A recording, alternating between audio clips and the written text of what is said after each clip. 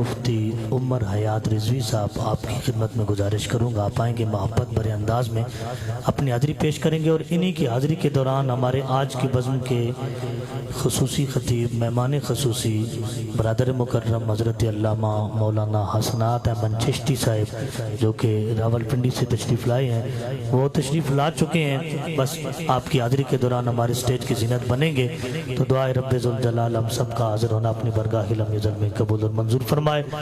تاجدار ختم نبوت،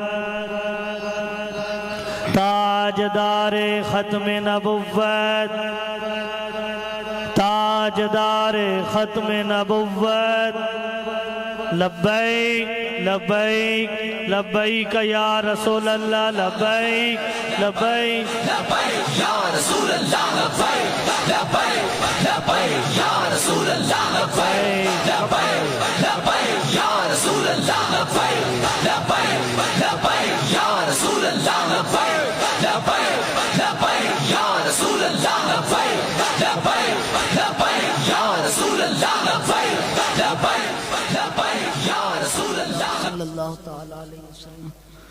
حامداً و مسلیاً و مسلماً بسم اللہ الرحمن الرحیم۔ وقال ربکم ادعونی استجب لکم، صدق اللہ العظیم۔ عن ابن عمر رضی اللہ تعالی عنہما قال قال رسول اللہ صلی اللہ تعالی علیہ وسلم ان اللہ لیرفع الدرجۃ للعبد الصالح فیقول یا رب ان ھذا لی فیقال له باستغفار ولدک لک او کما قال علیہ السلام ان اللہ وملائکتہ یصلون علی النبی یا ایہا الذین آمنوا صلوا علیہ وسلموا تسلیما اللہم صلی علی سیدنا و مولانا محمد وعلی آل سیدنا و مولانا محمد وبارک وسلم وصلی علیہ۔ مل کر باواز بلند سارے پڑھیے الصلاۃ والسلام علیک یا سیدی یا رسول اللہ وعلی آلک و اصحابک یا سیدی یا حبیب اللہ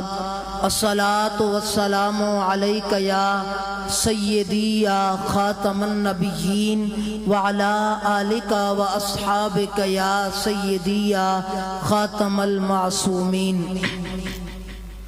کسے نال وفا نہ کیتی اس دنیا بے اعتباری، کسے نال وفا نہ کیتی اس دنیا بے اعتباری، نہ کوئی محبوب رہا نہ کسے دی سرداری، اتھے کسے دے قدم نہ لگے سارے ٹر گئے واری واری، اتھے کسے دے قدم نہ لگے سارے ٹر گئے واری واری، آزم اتھے دل نہ لامی نہیں تے روسیں جاندیاں واری۔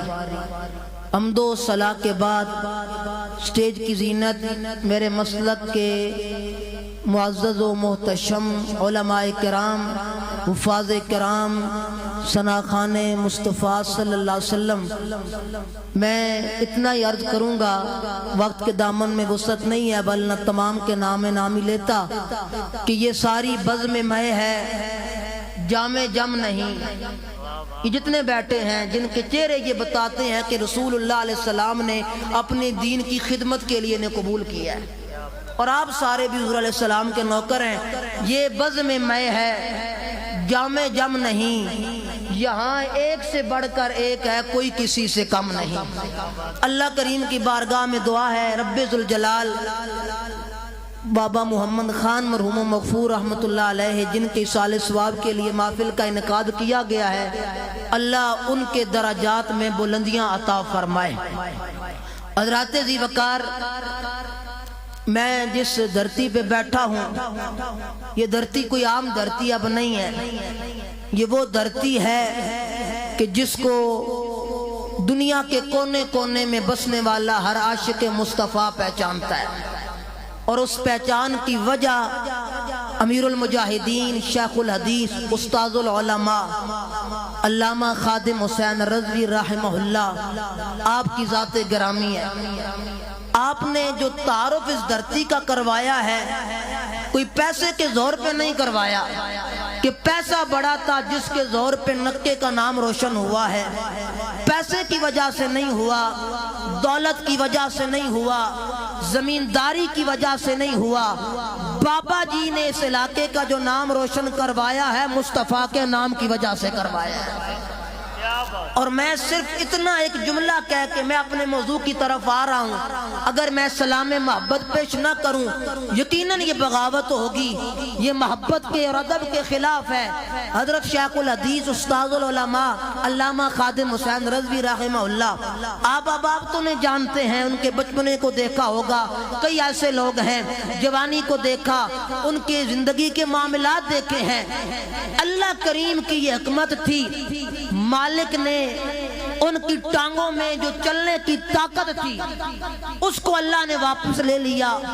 اللہ کی طرف سے امتحان تھا، لیکن رب کی عزت کی قسم ہے کہ وہ خود ٹانگوں سے معذور تھے، لیکن مصطفیٰ کا عشق اتنا بھرا ہوا تھا سینے میں، اس معذور بابے نے رسول اللہ کی امت کو اپنی ٹانگوں پہ کھڑے ہونے کا طریقہ عطا کر دیا ہے۔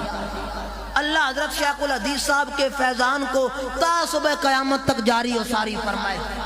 گرامی قدر حضرات، یہ جو محفل ہے اس کا مقصد کیا ہے، ہم یہاں کیوں آئے ہیں؟ جس طرح کے برادر مکرم علامہ مفتی عثمان جمشید صاحب بڑے خوبصورت انداز میں بیان کر رہے تھے، اس کا مقصد ہے دعا کرنا۔ کیا کرنا؟ سارے بولے کیا کرنا؟ دعا کرنا، مرنے والے کے لیے رب کی بارگاہ سے مانگنا، التجا کرنا، آرزو کرنا۔ اب محفل میں آئے ہیں، قرآن پڑھا گیا، سرکار کی نعتیں پڑھی گئی، اس کے بعد بیان ہو رہا ہے، حدیث طیبہ پڑھی جا رہی ہیں، آخر میں دعا کی جائے گی۔ اب کوئی پوچھنے والا پوچھے یہ کہاں لکھا ہے؟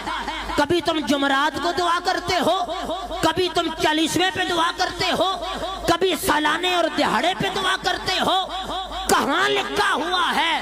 میں نے کہا صاحب، رب کی بارگاہ سے مانگنا، دعا کرنا، یہ ایسا عمل ہے جس کا اعلان رب کا قرآن بھی کر رہا ہے، میرے محمد کا فرمان بھی کر رہا ہے۔ سنیو، زور سے کہو سبحان اللہ۔ اللہ رب ذوالجلال نے اعلان فرمایا، وقال ربکم ادعونی استجب لکم، کہا تمہارے رب نے، تمہارے سے مراد ہر ایمان والا، ہر بندہ، رب کی مخلوق کا ہر فرد ہے، کہا تمہارا رب تمہیں یہ کہتا ہے، اے کائنات میں بسنے والوں، رب ذوالجلال یہ کہہ رہا ہے، حکم دے رہا ہے کہ بندو ادعونی، تم مجھ سے دعا کرو، مجھ سے مانگو، میری بارگاہ میں ہاتھ پھیلاؤ، استجب لکم، میں اللہ تمہاری دعاؤں کو قبولیت کا درجہ عطا فرما دوں گا۔ اللہ حکم دے رہا ہے، حکم دیا رب ذوالجلال نے، یہاں کوئی قید نہیں لگائی، وقت نہیں بتایا، اے دنیا والوں فلاں وقت مانگنا، اس وقت نہ مانگنا، صبح مانگنا، شام کو مانگنا، دن کو مانگنا، رات کو مانگنا، یا صبح کو نہیں مانگنا، رات کو نہیں مانگنا، وقت نہیں بتایا، حکم دے دیا ہے، بندو دعا کرنا۔ میں نے کہا جو دینے والا ہے وہ حکم دے کے وہ وقت نہیں بتا رہا، بندوں کی جرت کیا ہے؟ وہ وقت بنا لے کہ جنازے سے پہلے نہ مانگو، بعد نہ مانگو، فلاں وقت نہ مانگو، فلاں دہاڑے نہ مانگو۔ میں نے کہا نہیں، اللہ مطلقاً حکم ارشاد فرما کے ہمیں بتا رہا ہے، اور مصطفیٰ کے نوکروں، مانگنا تمہارا کام ہے، عطا کرنا رب ذوالجلال کا کام ہے۔ اور نبی پاک صاحب لولاک صلی اللہ تعالیٰ علیہ وسلم، ہمارے آقا مولا، ہم سب کے دلوں کی جان، ایمانوں کی جان، رحمت عالم، نور مجسم، صاحب تاجدار ختم نبوت، نبی رحمت صلی اللہ علیہ وسلم نے بھی اپنی زندگی میں ان ہستیوں کے لیے دعا مانگی جن کے جنتی ہونے کا اعلان رب نے قرآن میں فرما دیا ہے۔ صحابہ کرام رضی اللہ تعالیٰ عنہ مجمعین ان کے لیے دعا مانگی. رسول اللہ علیہ السلام نے اب وہ تو جنتی ہیں وَكُلًّا وَعَدَ اللَّهُ الْحُسْنَى انہیں قرآن نے کہا ہے رضی اللہ عنہم ورضوا عنہ انہیں قرآن نے کہا ہے. ان کے لیے دعا نہ بھی کرتے تو مسئلہ نہیں تھا. میرے مصطفیٰ نے دعا مانگ کے بتایا ہے. مصطفیٰ کے صحابہ سے محبت کرنے والا اور سچے عقیدے والا وہی ہوتا ہے جو مرنے والوں کو بھلاتا نہیں ہے, اپنے مرنے والوں کے لیے دعائیں کیا کرتا ہے. نبی رحمت صلی اللہ تعالیٰ علیہ وآلہ وسلم حضرت جابر رضی اللہ تعالیٰ عنہ سرکار کے صحابی ہیں. آپ فرماتے ہیں خرجنا مع رسول اللہ صلی اللہ تعالیٰ علیہ وسلم الی سعد بن معاذ رضی اللہ تعالیٰ عنہ. حضرت سعد بن معاذ رضی اللہ تعالیٰ عنہ سرکار کے صحابی ہیں اور رسول اللہ علیہ السلام کا ہر صحابی نرالی شانوں والا ہے. حضور نے ہر صحابی کو دیا, عطا کیا, مصطفیٰ نے شانیں دی, مقام دیا, مرتبہ دیا, عزت دی ہے. مصطفیٰ کے گلستان کا جب پھول نظر آتا ہے مدینے والے نے ہر ایک کو بھر بھر کے عطا فرمایا ہوا ہے. حضرت سعد بن معاذ رضی اللہ تعالیٰ آپ کا وصال ہوا. سرکار مدینہ علیہ السلام جنازہ پڑھانے کے لیے تشریف لے گئے. اب اور کوئی شان نبی ہو, یہ کوئی تھوڑی شان ہے کہ جنازہ پڑھانے کوئی دنیا کا امام نہیں, نبیوں کا سلطان جا رہا ہے. جنازہ پڑھانے حضور خود تشریف لے جائیں, اس بندے کا مقام اس سے بڑا کیا ہو سکتا ہے جس کے جنازے کی امامت رسول اللہ کروائیں.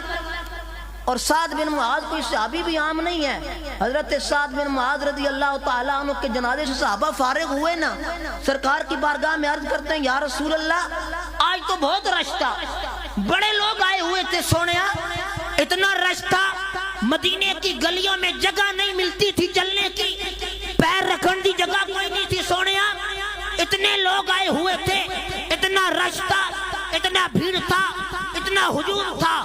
میرے مصطفیٰ نے کہا میرے صحابہ یہ کسی عام کا جنازہ نہیں تھا, محمد کے غلام کا جنازہ تھا. غور سے کہو سنیو سبحان اللہ. پتہ یہ چلا کہ دربار نبوت سے بھی اس بات کا اعلان کیا جا رہا تھا کہ جنازے کا جو بڑا پن ہوتا ہے, ہجوم ہوتا ہے, لوگ زیادہ ہوتے ہیں, وہ دنیا داری دیکھ کر نہیں مصطفیٰ کی غلامی دیکھ کر آیا کرتے ہیں. ہم نے بھی اپنی آنکھوں سے جنازے دیکھے ہیں. ایک غازی ممتاز قادری کا جنازہ تھا, پنڈی پورا بھرا ہوا تھا مصطفیٰ کے نوکروں سے.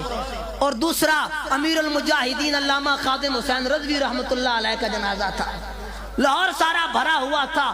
دنیا مجبور تھی, کہہ رہی تھی لوگ کہاں سے آئے ہیں, کدھر سے آئے ہیں, کہاں سے امنڈ آیا ہے, سیلاب طوفان کہاں سے آیا ہے.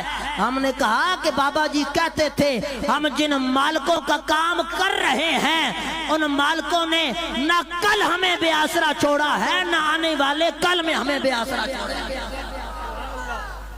صحابہ نے کہا یا رسول اللہ رش بہت تھا, بڑے لوگ تھے. میرے مصطفیٰ نے فرمایا او میرا غلام تھا نا سعد, شاہدہ 70 الفا من الملائکۃ او کما قال علیہ السلام. حضور فرماتے ہیں سعد بن معاذ کے جنازے میں صحابہ صرف تم نہیں آئے ہوئے تھے, اللہ کے 70,000 فرشتے بھی آئے ہوئے تھے. بلکہ صحیح مسلم کی حدیث ہے نبی پاک علیہ السلام کی بارگاہ میں ایک مرتبہ سامان آیا, کچھ مال پیش کیا گیا. نبی پاک علیہ السلام کی بارگاہ میں آیا, سرکار دیکھ رہے تھے. ان میں ایک کپڑا تھا, ریشمی کپڑا, بڑا نرم خوبصورت رنگ تھا. سرکار دو عالم علیہ السلام نے اٹھایا تو صحابہ نے دیکھا نا, ہر بندہ دیکھنے لگ گیا, آنکھیں لگ گئی کپڑے پہ, بڑا سونا کپڑا, قیمتی کپڑا. جب رسول اللہ نے دیکھا نا کہ صحابہ تعجب کی نگاہ سے دیکھ رہے ہیں, کتنا سونا کپڑا, اتنا نرم ملائم. نبی پاک علیہ السلام نے کہا صحابہ تعجب کر رہے ہو کہ یہ کپڑا بڑا سونا ہے, لیکن یاد رکھو یہ تو دنیا کا کپڑا ہے. اللہ نے جنت میں میرے صحابی سعد بن معاذ کو جو رومال دیے ہیں ان میں سے ہر ایک رومال اس کپڑے سے زیادہ اعلیٰ اور قیمتی اور نرم رومال ہے. یہ ہیں جناب سعد بن معاذ. نبی پاک علیہ السلام ان کے جنازے پر تشریف لے گئے. سرکار دو عالم علیہ السلام نے جنازہ پڑھایا. جنازہ پڑھا کے جب فارغ ہوئے حضرت جابر رضی اللہ تعالیٰ عنہ کہتے ہیں سبح رسول اللہ صلی اللہ تعالیٰ علیہ وسلم فسبحنا ثم کبر فکبرنا. حضرت جابر کہتے ہیں نبی پاک علیہ السلام نے سبحان اللہ کا ورد کرنا شروع کر دیا.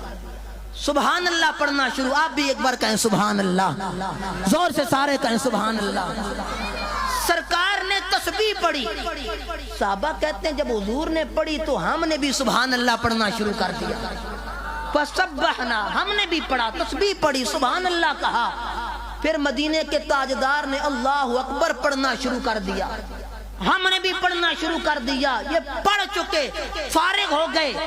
حضرت جابر کہتے ہیں ہم نے عرض کی. فقیلا, عرض کی گئی یا رسول اللہ صلی اللہ تعالی علیہ وسلم لما سبحت ثم کبرتا. یا رسول اللہ کیا وجہ ہے آج آپ نے سبحان اللہ بھی پڑھا ہے, اللہ اکبر بھی پڑھا ہے, آقا آپ نے اللہ کا ذکر کیا ہے, اس کی وجہ کیا ہے آقا, یہ کیوں کیا گیا ہے؟ میرے مصطفیٰ نے فرمایا لقد تضایق علی ھذا العبد الصالح قبرہ.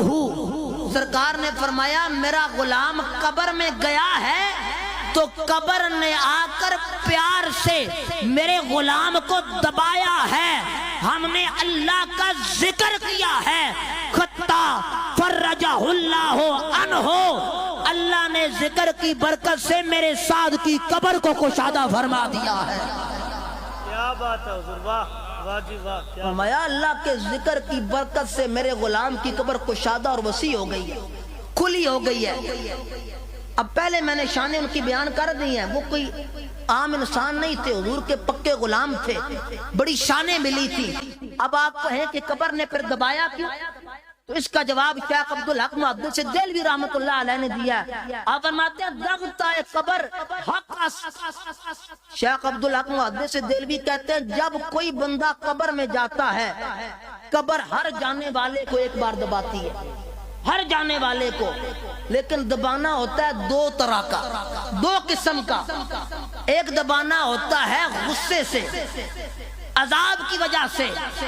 ایک دبانا ہوتا ہے پیار کی وجہ سے, محبت کی وجہ سے. مثال کے طور پر کوئی سنگی آئے نا, دوست آئے, بعض دفعہ سنگی جب ملتے ہیں تو آپس میں دباتے ہیں ایک دوسرے کو. یہ کیوں دباتے ہیں؟ غصے سے نہیں, پیار سے, محبت سے, تعلق کی وجہ سے. اور جب ایک پہلوان میدان میں اپنے مد مقابل کو دباتا ہے تو وہ اس کو بچھاڑنے کے لیے یا لڑائی کے دوران کوئی دباتا ہے, وہ غصے کی وجہ سے دباتا ہے. شیخ عبدالحق محدث دہلوی کہتے ہیں قبر دباتی ہے ہر آنے والے کو, لیکن دبانا دو طرح کا ہوتا ہے. جب کوئی گناہگار بدکار حضور کی ناموس اور ختم نبوت کا غدار جاتا ہے, قبر عذاب کی وجہ سے دباتی ہے. محمد کا نوکر جاتا ہے, قبر پیار کی وجہ سے دبایا کرتی ہے. اللہ اکبر, یا رسول اللہ, زندہ باد, زندہ باد. گرامی قدر حضرات توجہ, نعرہ تکبیر, نعرہ رسالت, نعرہ تحقیق, نعرہ حیدری, نعرہ غوثیہ, تاجدار ختم نبوت, تاجدار ختم نبوت, تاجدار ختم نبوت. یا رسول اللہ لبیک لبیک یا رسول اللہ لبیک لبیک یا رسول اللہ لبیک لبیک یا رسول اللہ لبیک لبیک یا رسول اللہ لبیک لبیک یا رسول اللہ لبیک لبیک یا رسول اللہ لبیک لبیک یا رسول اللہ لبیک لبیک یا رسول اللہ لبیک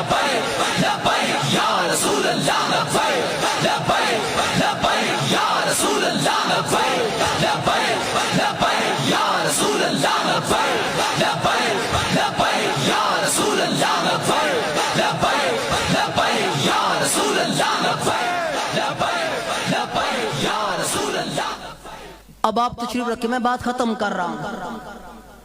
تو تاجدار مدینہ علیہ السلام نے اپنے صحابہ کے لیے دعا کی، وہ کس لیے کی تھی؟ ان کی بلندی درجات کے لیے۔ اور دعا جو ہم کرتے ہیں اس کے بھی دو ہی مقصد ہوتے ہیں۔ اگر مرنے والا گناہگار ہو، فائدہ ہوتا ہے دعا کا۔ مرنے والے کی دو حیثیتیں ہیں، مومن ہو یہ شرط ہے، ایمان والا ہو۔ اگر گناہگار ہو، اللہ زندوں کی دعا کی برکت سے اس کے گناہوں کو معاف فرما دیتا ہے۔ اور اگر وہ نیکوکار ہو، اگر وہ متقی اور پرہیزگار ہو، جب اس کے لیے دعا کی جائے اللہ اس کے درجوں کو بلند فرما دیتا ہے۔ نبی پاک علیہ السلام نے فرمایا، حضرت عبداللہ ابن عمر رضی اللہ تعالیٰ عنہ راوی ہیں، سرکار علیہ السلام نے فرمایا ان اللہ لا يرفع الدرجات للعبد الصالح، اللہ تبارک و تعالی ایک بندے کا درجہ بلند کرتا ہے، مرتبہ بڑھ جاتا ہے اس کا، قبر کی رونقیں بڑھ گئیں، قبر کی بہاروں میں اضافہ ہو گیا۔ بندہ پوچھتا ہے یا رب انا ھذا لی، یا اللہ کریم میں نے قبر میں آ کے نیک عمل کیا کوئی نہیں، نماز پڑھی کوئی نہیں، روزہ رکھا کوئی نہیں، زکوٰۃ دی کوئی نہیں، کوئی عمل نہیں کیا، میرے درجے بلند ہو رہے ہیں، قبر کی رونقیں بڑھ رہی ہیں، بہاریں بڑھ رہی ہیں، اضافہ ہو رہا ہے، کیا وجہ ہے؟ نبی پاک علیہ السلام نے فرمایا، اسے جواب دیا جاتا ہے، اوے بندہ مومن، تو دنیا میں جو نیک اولاد چھوڑ کے آیا تھا، نیک بیٹے چھوڑ کے آیا تھا، بیٹیاں چھوڑ کے آیا تھا، باستغفار والدیک لکا او کما قال علیہ السلام، سرکار نے فرمایا ان نیک بچوں نے تیرے لیے دعا کی ہے، اللہ نے قبر میں تیرے درجوں کو بلند فرما دیا ہے۔ آج ہم بھی اسی لیے رب کی بارگاہ میں حاضر ہیں۔ اور آخری بات، آپ نکے والے خوش نصیب ہیں، اللہ کریم نے آپ کو یہ اعزاز بخشا ہے کہ آپ کے علاقے میں الحمدللہ 3 بڑے ادارے کام کر رہے ہیں، اور اہل سنت کو اس وقت ضرورت ہے مدارس کا۔ اپنے مدارس کو آپ لوگ مضبوط کریں، جہاں یہ آپ دعا کا سلسلہ کرتے ہیں، محافل کا سلسلہ کرتے ہیں، اچھی بات ہے، اہل سنت و جماعت کا طریقہ ہے، یہ بھی کرنا چاہیے۔ اس کے ساتھ ساتھ آپ اپنے مدارس کے ساتھ بھی خصوصی طور پر ایک تعلق قائم کریں۔ ہر بندے کو پتہ ہوتا ہے علاقے کے مسائل، یہ گاؤں ہے، اور یہ جو مدارس چل رہے ہیں یہ کوئی بڑے کسی پیر صاحب کے یا بڑے کسی خطیب صاحب کے نہیں ہیں، یہ عام ہمارے دوست ہیں جو چلا رہے ہیں، اللہ ان کو برکتیں عطا فرمائے۔ قاری محمد یوسف صاحب تشریف فرما ہے، اللہ ان کی خدمات دینیہ کو قبول فرمائے۔ آپ اپنے والدین بہن بھائی جو دنیا سے چلے گئے ہیں ان کے ایصال ثواب کی نیت سے کوشش کیا کریں کہ مدارس کے ساتھ بھی ضرور تعاون کیا کریں۔ اگر مدارس مضبوط ہیں، آنے والی نسلیں جو ہیں ان کا عقیدہ بھی محفوظ ہوگا، ان کا ایمان بھی محفوظ ہوگا، اور ان کے سینوں میں قرآن کا نور بھی جائے گا۔ اور یہ وہ عمل ہے، اگر آپ مدرسے میں مثال کے طور پر ایک کمرہ بنوا دیتے ہیں، جب تک مدرسے کا وہ کمرہ قائم رہے گا طلباء بیٹھ کر قرآن پڑھتے رہیں گے، جس کے ایصال ثواب کی نیت سے آپ نے کیا ہے، جب تک قرآن پڑھا جاتا رہے گا اللہ اس کی قبر کی رونقیں بڑھاتا رہے گا۔ اللہ کریم کی بارگاہ میں دعا ہے اللہ ہمیں مسلک حق اہل سنت و جماعت پہ استقامت عطا فرمائے۔